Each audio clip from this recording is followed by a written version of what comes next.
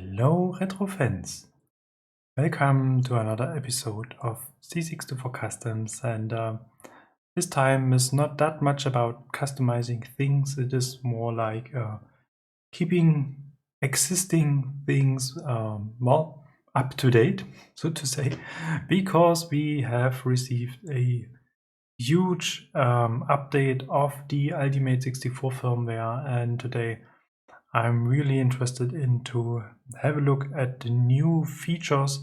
I'm probably not going to test much of the improvements because most of them, well, I have to admit, I'm not really using at all.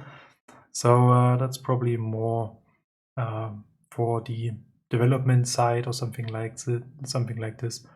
So for me, as a more or less occasional user of the Ultimate64, I'm more looking towards well, improvements in terms of compatibility, like for cartridges or something like this, and for some new useful features like we have seen in the previous Ultimate64 video, like the U64 streamer. And well, therefore, let's jump into the topic and see what this new update has brought to us.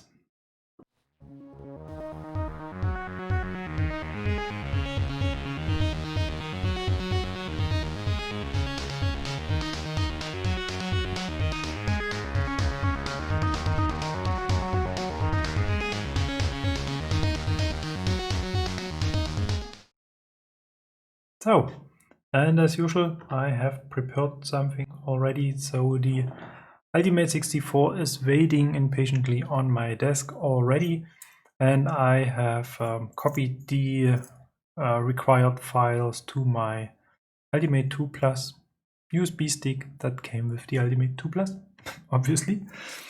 So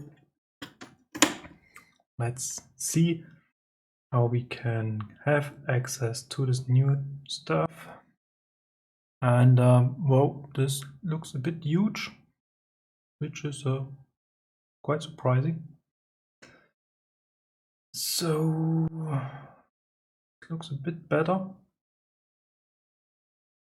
Well, then a bit strange that this is a different view than the others. So it looks like there's some cropping going on. Then let's stick to this one. And let's see if we can access all these things here on my USB stick. So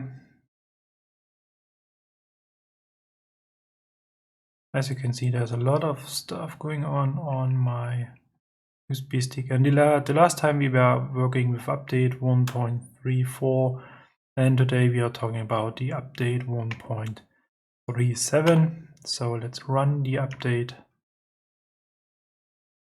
And this will probably going to take some time, which I may use to check why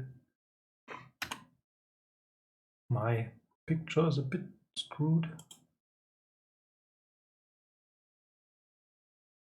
Which is probably going to mess up the whole thing at all. Position size. There's no cropping.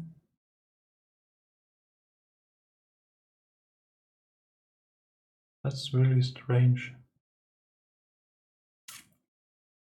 Well, I think we have to stick with this, at least for the purpose of this video. May have to figure out what's the issue.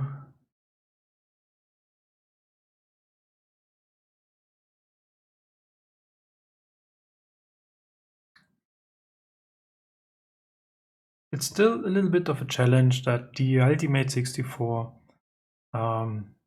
outputs 720p video signal instead of a 1080p signal, and therefore it is not really fitting into reset configuration, not required. Nope, then let's stick to the current configuration.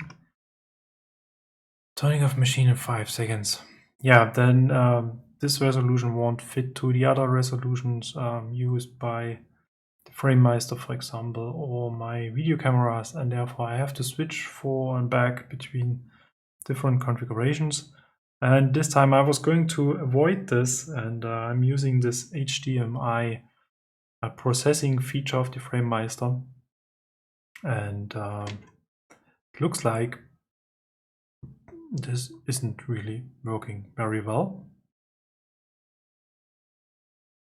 But at least we are back to the Ultimate64, so the update has worked right now. And before we dig a little bit deeper, let's have a view at the release notes. And as you can see already, it is a pretty long list. Let's go through this from the very top. And the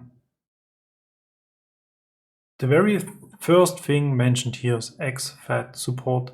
And this is really interesting because it mentioned here that newer USB sticks, or well, basically all USB sticks starting with a certain size, which you bought right now, are formatted in this exFAT format, and therefore we can store up to 1 terabyte of data on those sticks, which is, well, I think more than enough to get all your C64 stuff on one USB stick.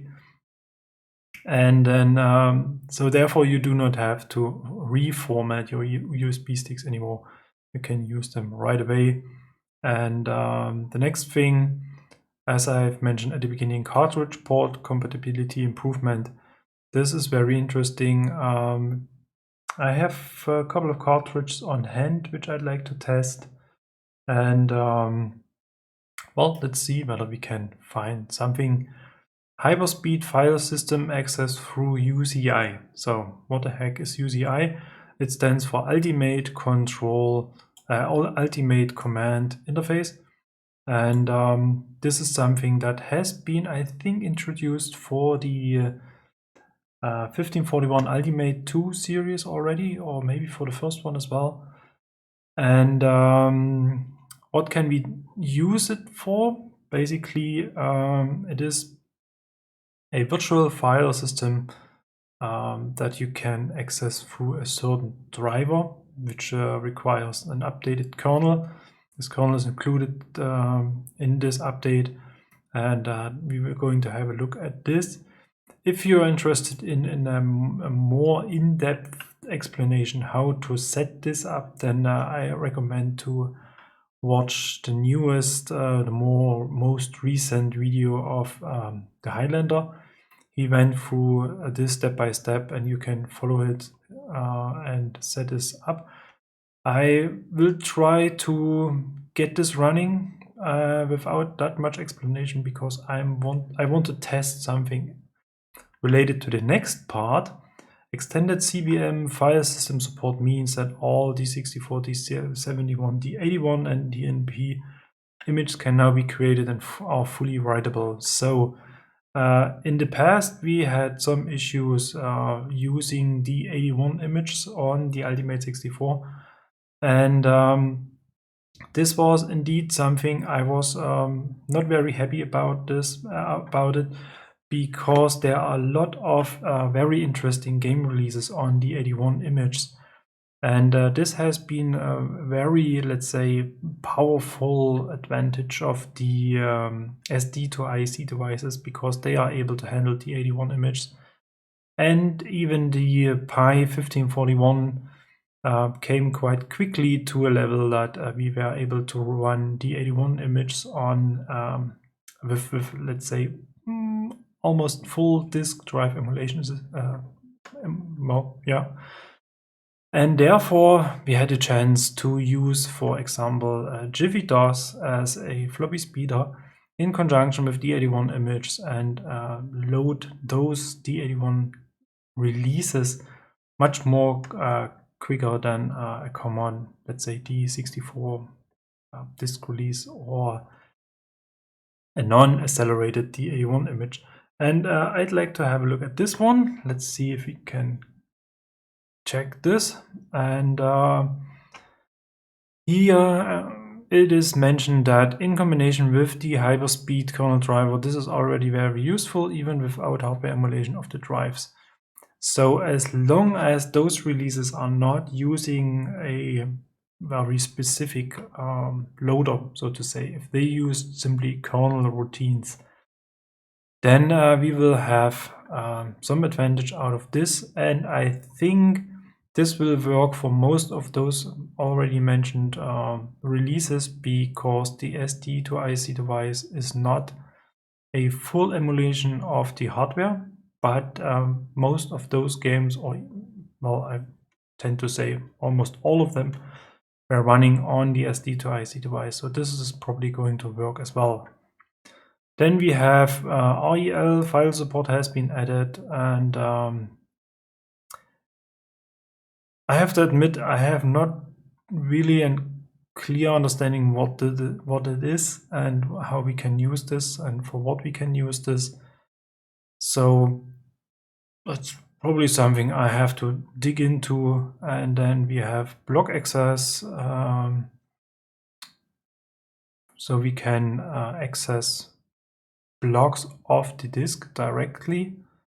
So that's probably something we may need for some very specific nibbler copy programs or something like this. Not sure if this is really so relevant nowadays, but well. And then a new file naming convention has been introduced, which makes lossless conversion between CBM and FAT file systems possible up to 16 chars. So in the past, we had some issues seeing long file names on USB sticks. They have been truncated in a very, well, strange manner. And this has been sort of improved. We will have a look at this.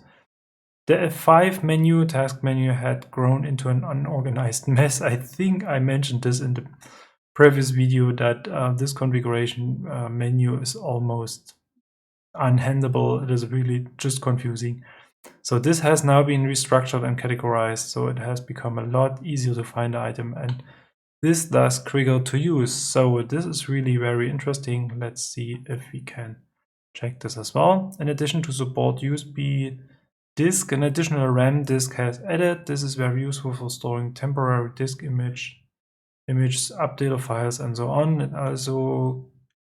It can also be used for an even better file system performance. Not sure whether we can test this today. I think this will require a certain application to make use of it, and I think I need to test this. And as mentioned already, cartridge port compatibility improvements since the introduction of the turbo mode. The cartridge compatibility of the U64 was flawed.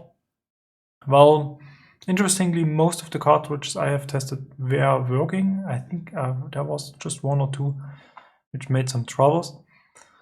But I'm really looking forward to this one, because that has been some of the weak points of the Ultimate64, and this has kind of forced me to use either, well, real C64 boards or the reloaded MK2 boards.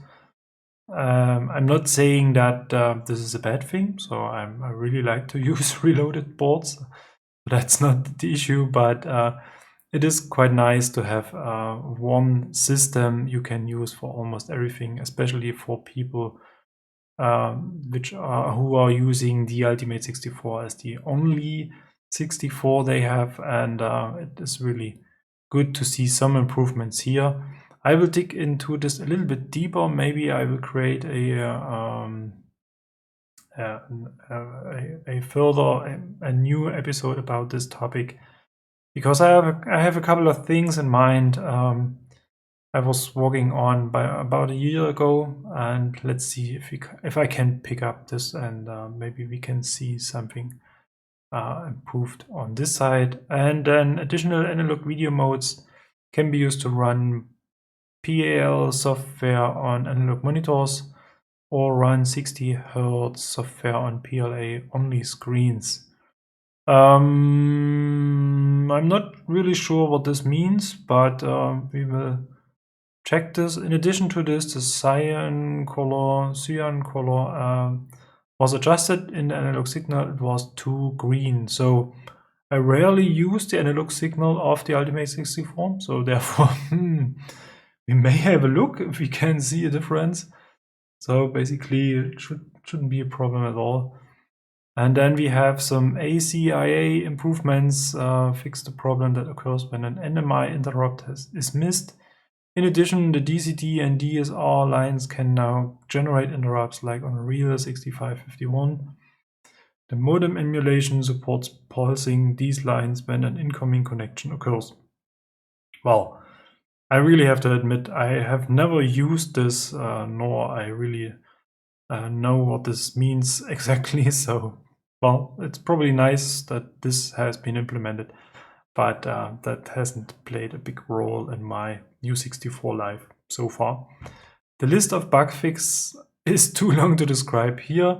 Some of them were minor, others would eventually hang up the ultimate application memory leaks and so on. Many thanks to Bart van Leeuwen, well, I'm sorry if I'm not pronouncing it correctly, who thoroughly tested repeated file system access through UCI. So, and here we have a couple of files to download, kernel bin, U2 plus is basically the firmware for the Ultimate, for the 1541 Ultimate 2 Plus. So that has received some updates as well. And the U64 137 firmware we have flashed onto our Ultimate already.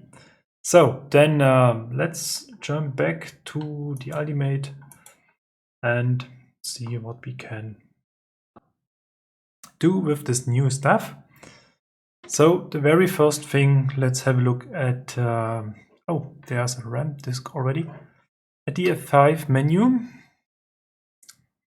So yeah, as we can see, this has been reorganized. There's a separate stream menu, okay. No valid link. This is because I have no network attached. Because, yeah, that's something I need to address. Would be nice to have Wi-Fi on the Ultimate64. Anyway, so we can't work with the stream right now. Configuration, save to flash, save to file. So this is a bit strange, I have to admit.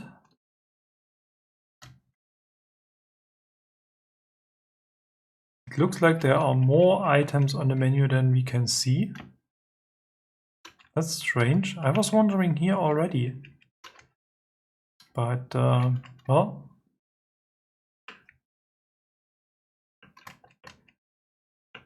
Yeah, we can go to the bottom of this menu, but not to the top anymore. Perhaps I have to reset my configuration. So let's have a look at the C64, reset, reboot, power off. There are just 3 options. It's totally fine. The software IC set directory here. Okay, so I'm not sure whether this is working in the way it is intended, or if this is the new style, which I really have to, well, get used to it. But, well, let's have a look at the additional things, and I think as a very first thing, let's see whether we can install this Ultimate64 kernel. Let's use this as an alternative, and now we have to find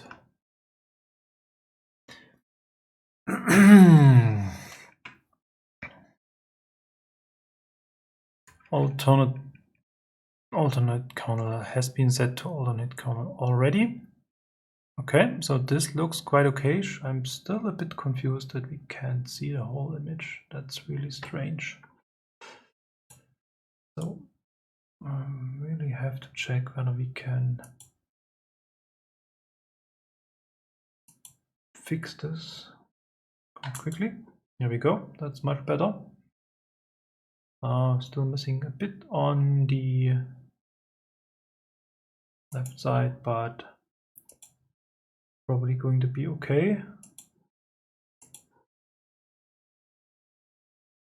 So it's not fitting into my frame anymore, but not going to be too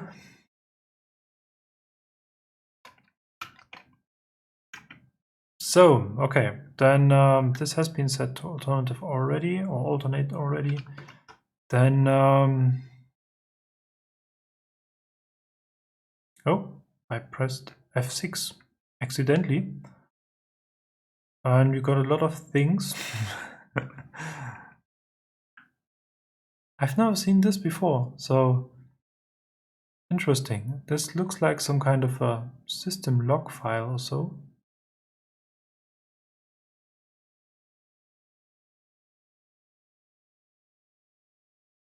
Action set was flash as alternate kernel run, binary load, kernel U64 bin. Yeah, this is really some sort of a log file. Interesting. I've never seen this before, so I'm not sure whether this has been implemented before or if this is really something new. C64 machine reset. That was fast. Okay. Interesting. So, as we can see on the top, Ultimate64 Basic V2. And I think now it's about time to link or to mount a disk image. And I think we have to have a look here. Cartridge none, auto, probably going to be okay. That's going to be okay, I think. So let's move. No, we have to set up one thing. As much as I remember.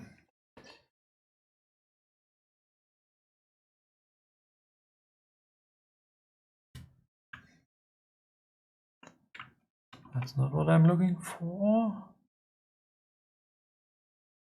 Settings.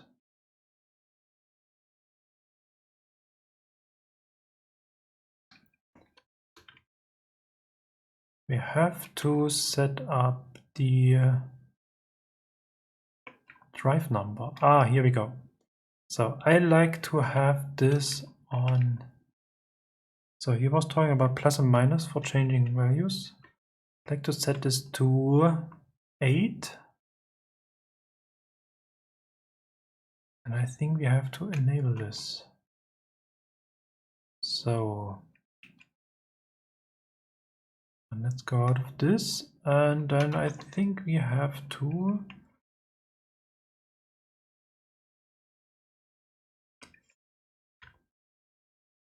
switch this off, otherwise we are going to have some issues. So then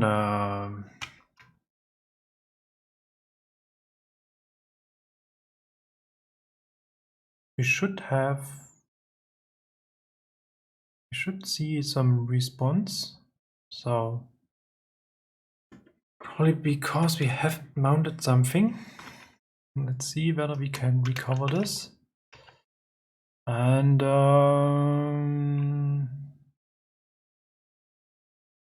game I'm looking for is not here. Anyway, then this is kind of famous for very long loading times. Rename, delete. Nope. This is not what we want to do. I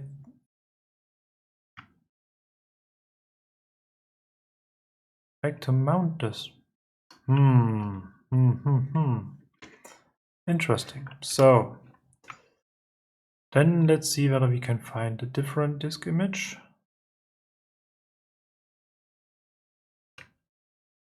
Here we have a different menu. So we're probably not as far as we want to be with the D81 support, or my system is behaving a bit strange. Let's try reboot. So, and now we should see a directory. Nope, still no directory.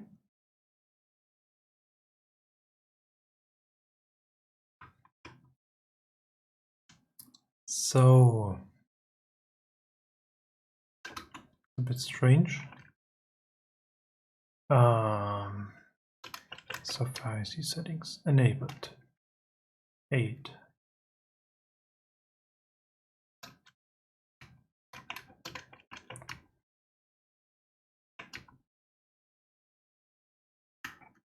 Oops. Let's keep it like this. Printer, well, don't care about the printer. And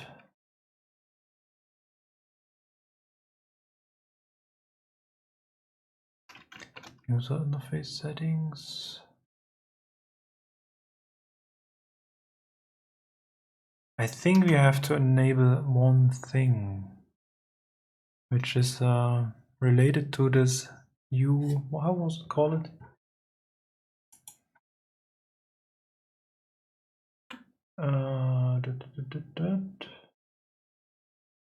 Hyperspeed. UCI stands for Ultimate Command Interface. So includes a driver to map one of the device IDs to the virtual system.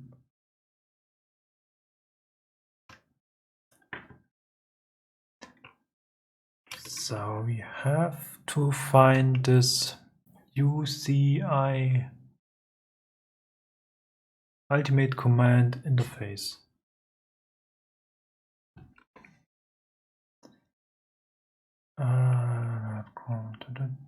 Speed.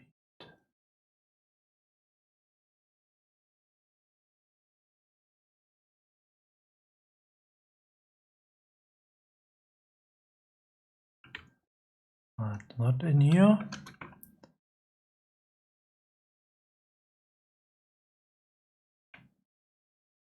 Cartridge none.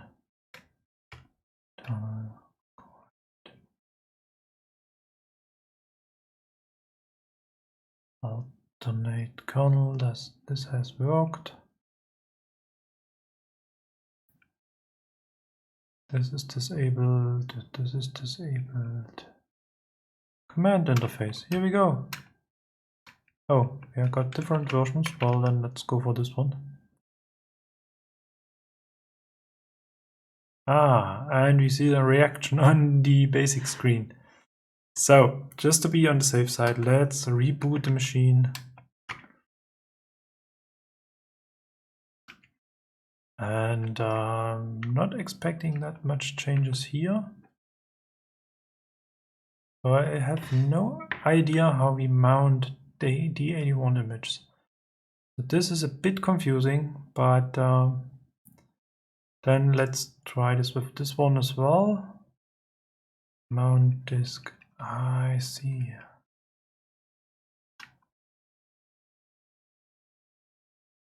Mount disk on B. Disk read only on B. Unlinked. Mount disk. So basically we should get a response, yes, but no directory.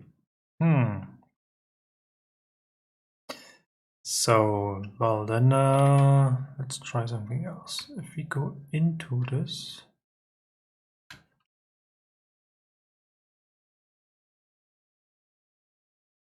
and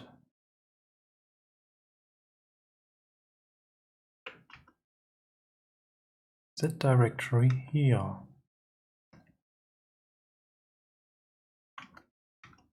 Now we can see something interesting. So then let's try to load this. And instantly it has been loaded.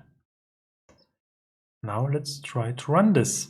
Thank you for running this on a real C64. Well, I think they have to work on the detection routines.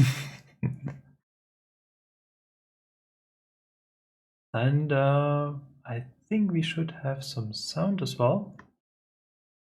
Interesting.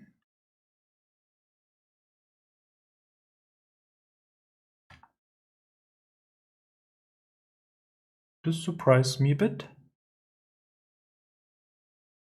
I think I had sound over HDMI in the past. That's strange.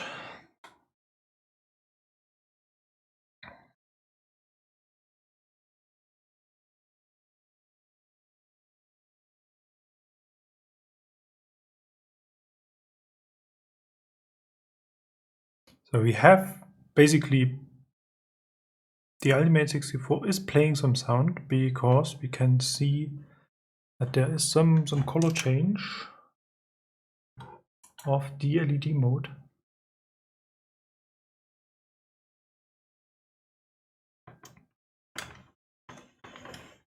No, it's not to see. It's hidden. Now we can see it here on the side a little bit. But it's strange that we can't hear something. So let me try something. I'm really sorry that this video is a bit confusing, that there's a lot of testing going on. HDMI set, HDMI. So this is okay.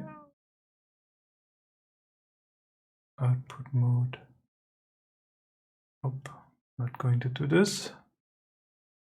There was somewhere an audio menu. Here we go. Audio, HDMI 1 audio. HDMI digital.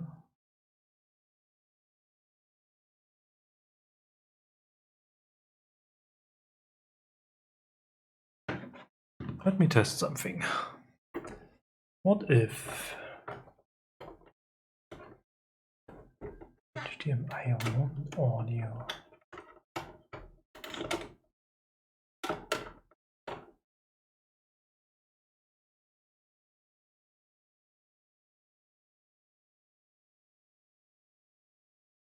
Still no sound. This is really strange. So then let me try one last thing. If we go and say HDMI direct on. So now there is no processing of the audio, but there is no audio coming in. Why not?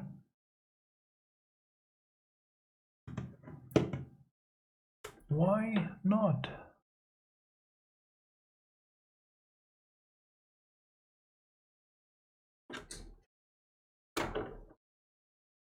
So there's just one thing we may check. I think I have an idea what the issue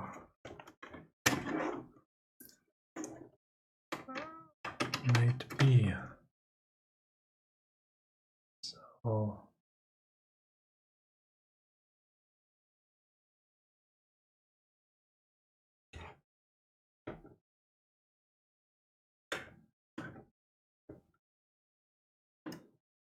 now the Ultimate64 is directly connected to my capture card, and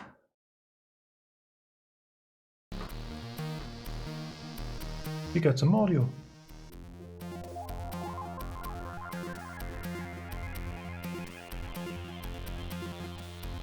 So maybe it was just a user error.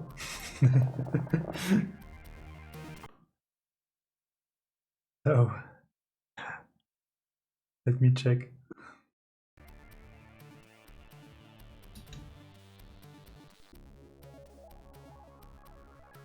One last test. We put this back to here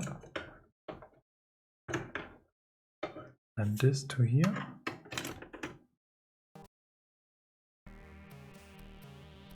We got some audio as well. Okay, so it was really just a user error. So I think the issue was that I had, oops, what the heck is my camera doing? That in the past I have used a different audio in source because I had a different audio interface. I talked about this in the last video. And now I have changed the audio interface, but changed the audio input for the C64 to HDMI and not to an analog in. And I had still the audio, the analog audio in was on and the HDMI audio was off, and therefore we couldn't hear something. So this was just an OBS user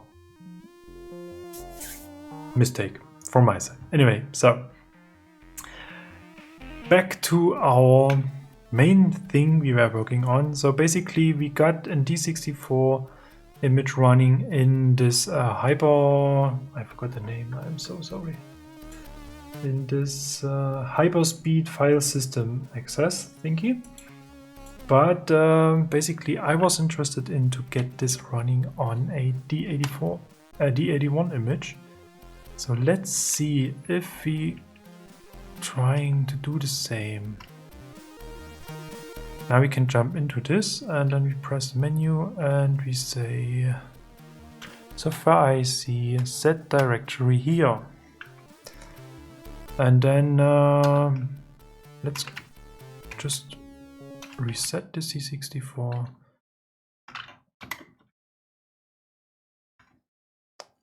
This is really fast, so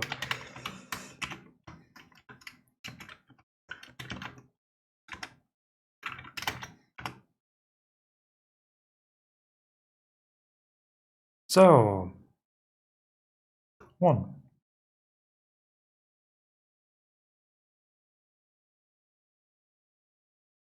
The thing is, we do not have any floppy disk drive noises on such a soft, well, file system.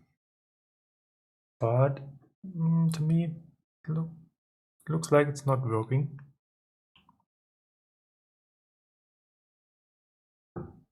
The benefit should be that it is faster, but I think this just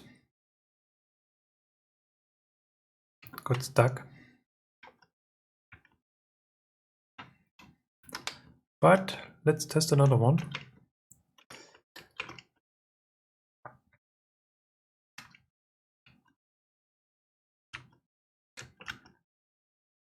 Looks empty. Wait, well, I'm not found. Yeah, so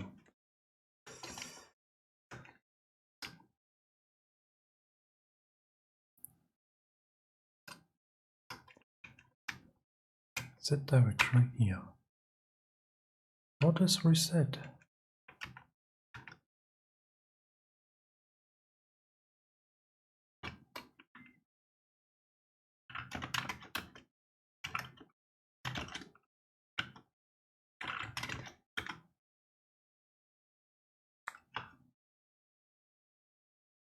High score trainer.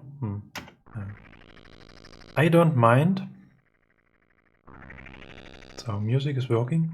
Just a bit confused. F1. Oh, it starts immediately. I'm not prepared for this.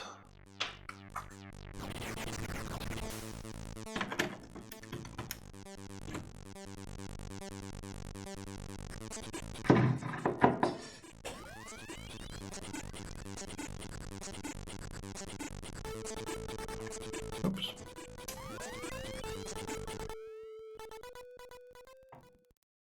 Game over. That was that was fast.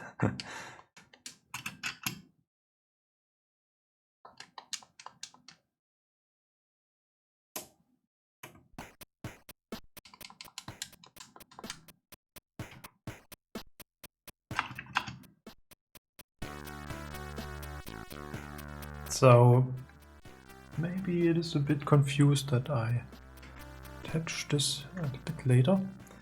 How can we get out of this menu?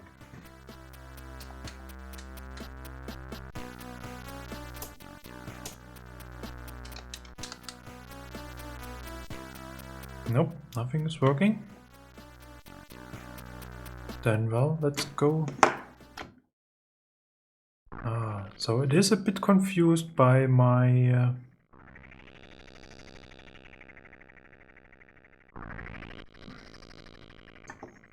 by this C64 adapter, which I'm using basically all of the time.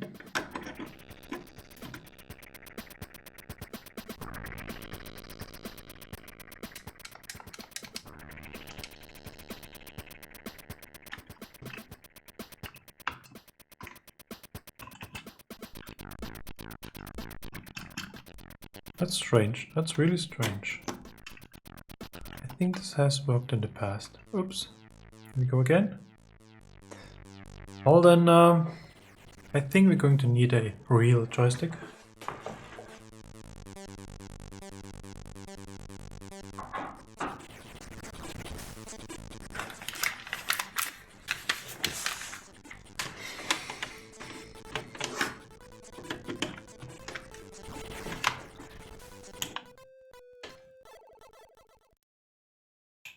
Game over.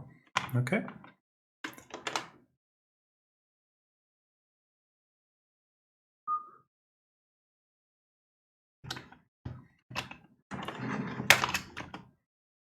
So something is really strange. As soon as I connect the joystick to the Ultimate64, it isn't working at all. In a way,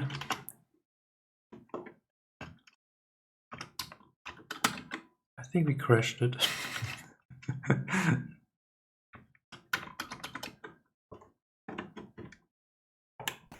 No, just have to press a button. So, let's see if this is going to work better. Yes. Oh, this thing is loud. Oh, crashed again. So we have a couple of issues at the bottom of the screen. So maybe this is related to, oops, something that this game is probably not made for. And this is to be found here. Let's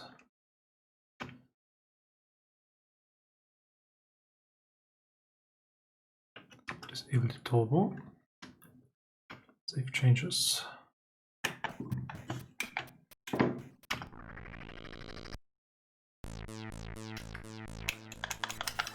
So this looks much better. Oops. Oh, I haven't used this joystick for a long time, so I think it's about time that it gets some work out. Oh, damn it.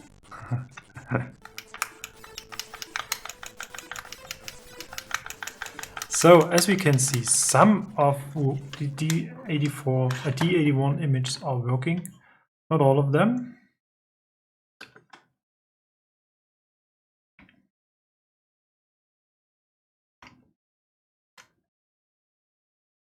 Then let's test something else. Test drive.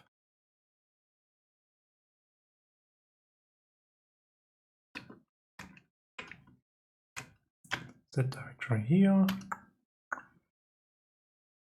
No.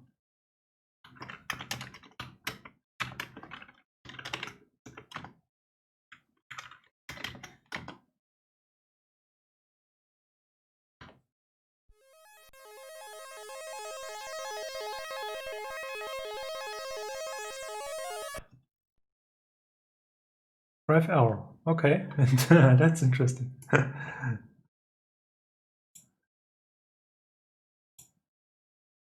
No stars. So it looks like, well, I mean, it was mentioned in the update notes that this works for kernel routines only. And we are probably a bit too specific here with the things we are testing. So directory here, reset. So the F5 menu is indeed handy. that's really something I kind of enjoy.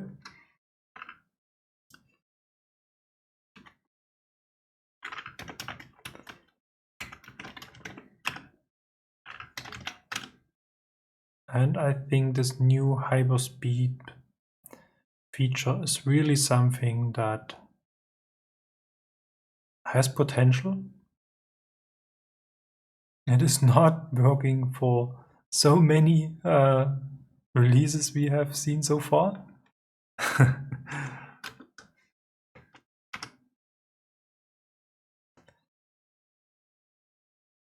But maybe this is going to change in the near future.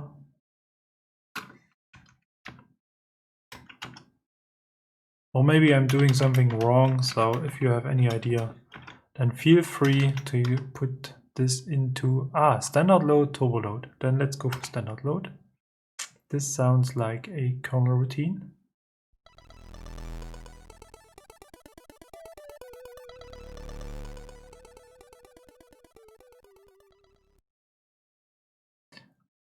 Plus to next previous page, press return to exit. Press fire to start the game.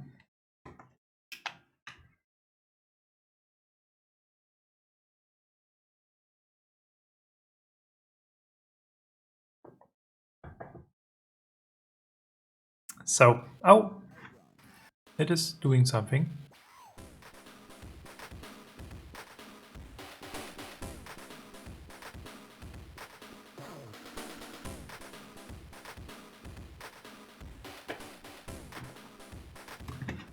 I'm a bit confused. What? Socket 1 and 2. So actually, yeah, I'm using two 6581 SIDs actually on this Ultimate 64 board, which is probably not the best idea for a game like this. So Alti SID configuration 8580, it's totally fine. Audio mixer, so let's disable the SIDs here. Jump into the audio volume, Aldi SID 1, 0 dB. Now we are listening to the Aldi SIDs right now.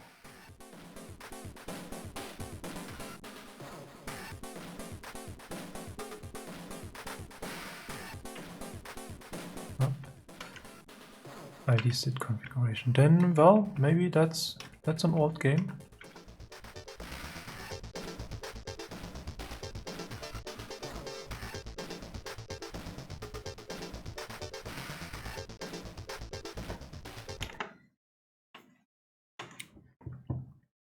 So one last test.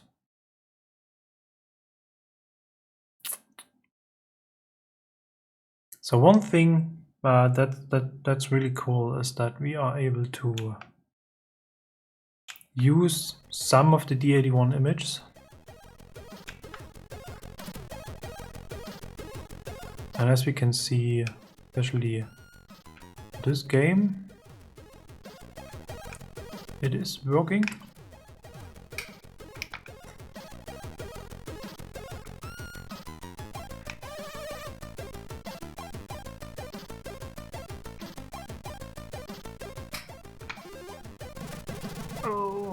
Yeah, so anyway, as I said, this was basically the last game I was going to test. So let's reset the C64 and let's move on to a couple of cartridges I'd like to test. So in order to do so, we may have to switch off the Ultimate 64. And let's start with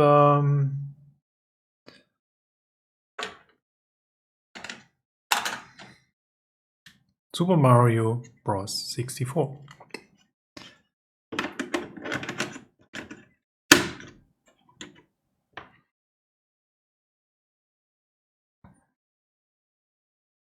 Okay.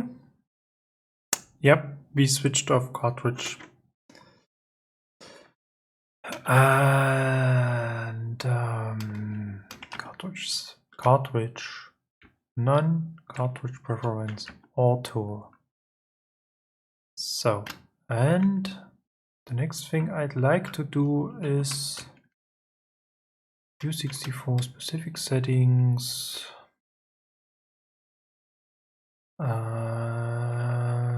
turbo control, U64 turbo enable bit, CPU speed, super CPU, yep.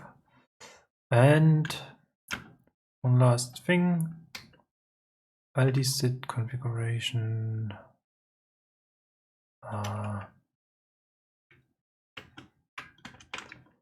That's fine. And SID addressing.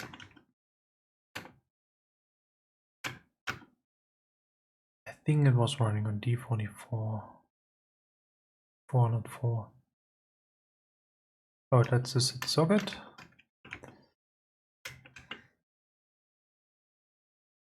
We will see. So, and then again, reboot. Here we go. Enable turbo yes, SIDS 1. Standard. Okay, nope. At D42, 500, EF. Okay, then it's D42. SID addressing D42. Save. So, test SID setup.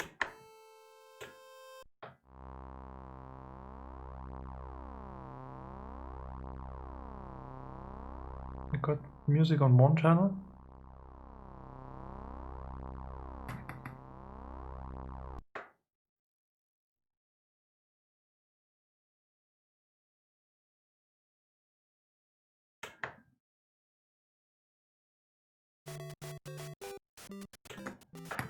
Oh, playing Super Mario Bros. With joystick feels a bit strange to me. So let's try whether we can go back to the Nunchuck 64.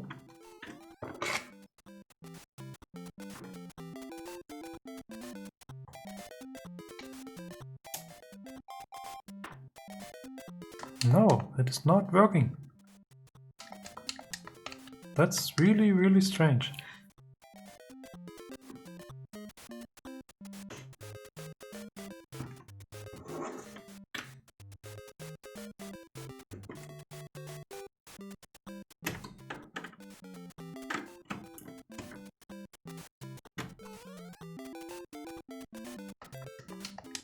It is doing something just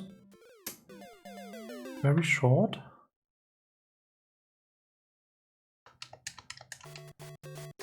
But then Mario isn't moving at all.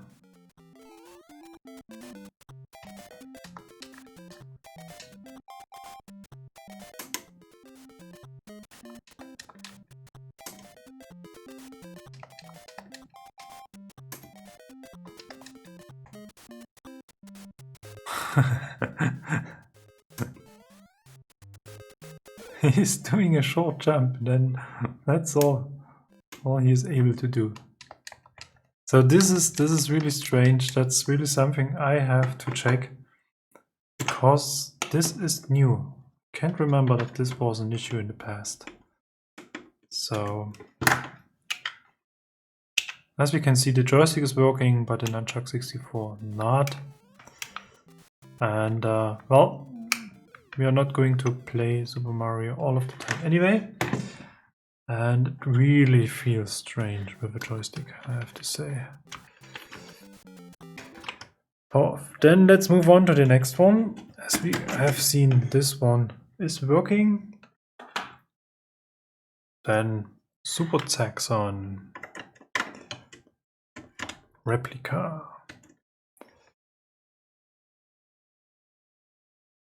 Joystick or keyboard? Joystick.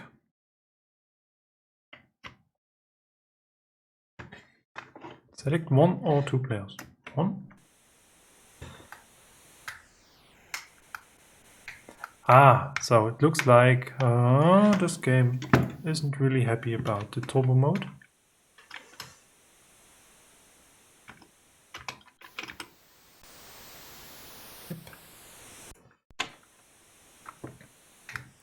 Much better, yep.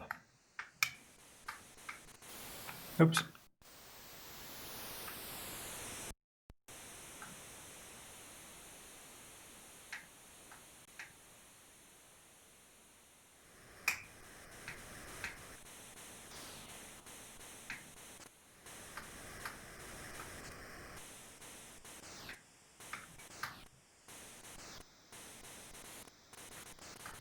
So it looks like this is working fine as well.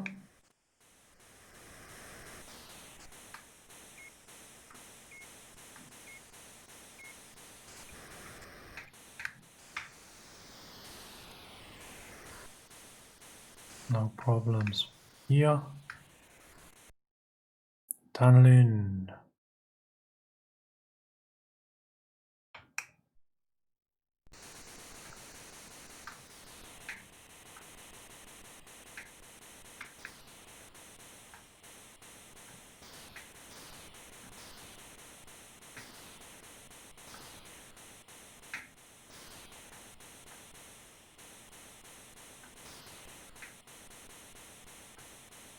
Oh, we got some fuel. Sorry.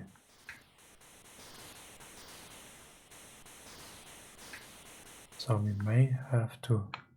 Oh, I made it to the end of the tunnel. That surprised me.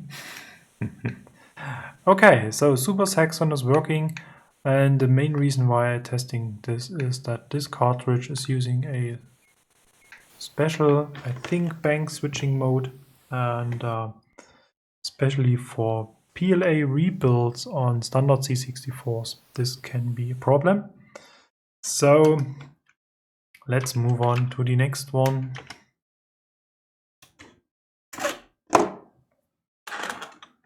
The Easy Flash 3. So some may say makes not that much sense to run the Easy Flash 3 on an Ultimate 64 because we can put all of those cartridge images on the Ultimate 64 itself. But some may say, well, I'd like to do this, but as we can see, it is having some issues.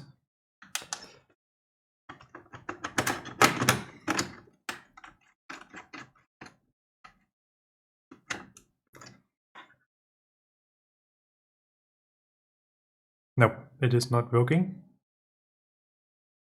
And that's really not a tremendous issue because, as I said, you can easily put all of those cartridge images onto the Ultimate 64 itself.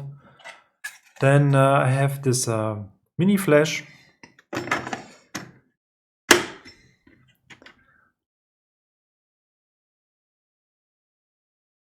Loading, please wait. ARMZIT not found. Oh, okay, okay.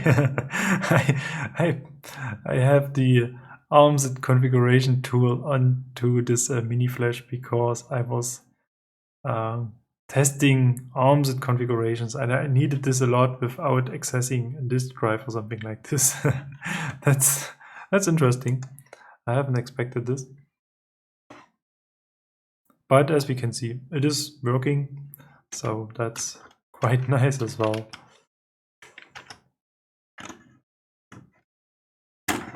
And one last thing, I want to see whether it is starting with the Kerberos card, because this would enable MIDI on the Ultimate 64. And as we can see, it is starting. And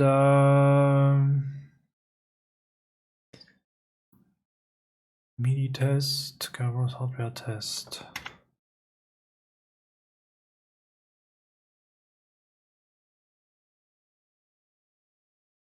Press any key to stop.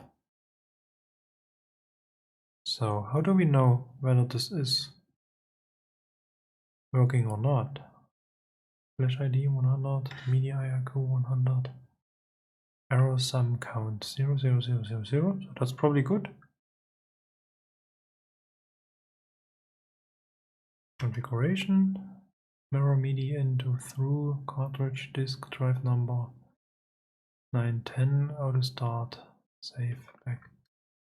So, looks like I'm using the wrong Kerberos cartridge because I have one where there's already something flashed onto it. So let me check what I can find quickly.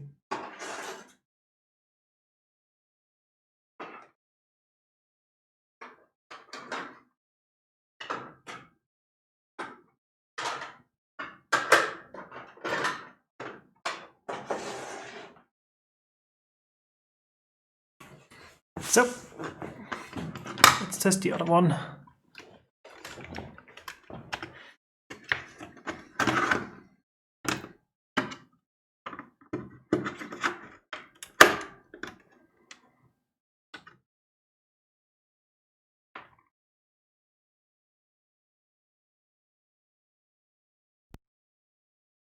Yep.